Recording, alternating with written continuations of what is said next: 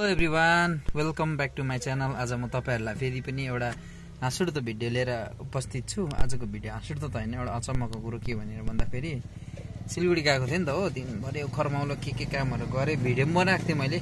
तर त्यो भिडियोलाई पनि काट्ने भिडियो चाहिँ आज एनएस10 फर्केर आएको त एनएस10 यता आइपुग्दा फेरि त एउटा अटो क्या हुन्छ नि, अटो ठट आउँदै रहेछ क्या।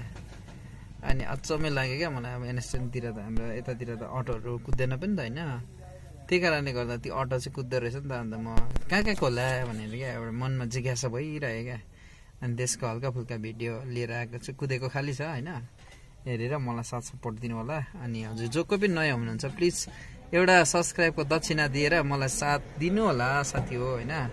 म तपाईको छोरा, म तपाईको भतिज, जे भने पनि हुन्छ, मलाई गाली गर्दा पनि हुन्छ, मलाई तपाईहरुले कराउँदा पनि हुन्छ हैन, सबै कुरा गर्दा पनि हुन्छ हैन, सब जे गर्नुहुन्छ गर्नु। तर एउटा सब्स्क्राइब र एउटा कमेन्टको चाहिँ आशा राखे, लाइकको हैन, यही कुराहरु तपाईको अगाडि राख्न चाहन्छु।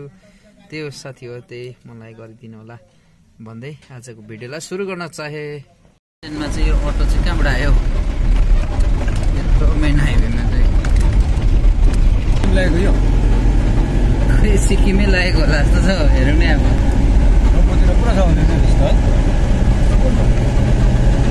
निकै स्पिडमा परेछ त यार।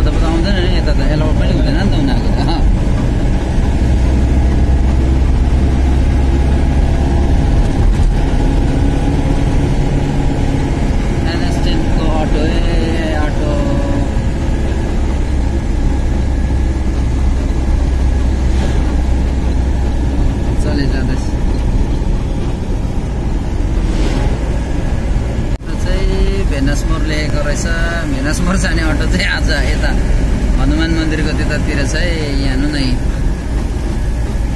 कहाँबाट चाहिँ आयो भन्नु समय लाग्छ।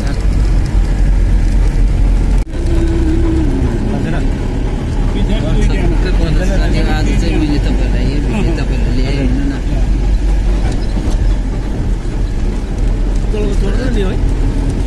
खाली त चढ्छ होला त, खाली चाहिँ चढ्नु पर्ने हो। कसैले गफ दिँदै जाँदैछ एनएस10मा चाहिँ अटो देख्दा चाहिँ कस्तो कस्तो लाग्दो रहेछ नि। यहाँ न फेरि भेडा पनि हाटे कस्तो अचम्म लाग्छ होला यिनीहरूलाई है, यता आउँदा त।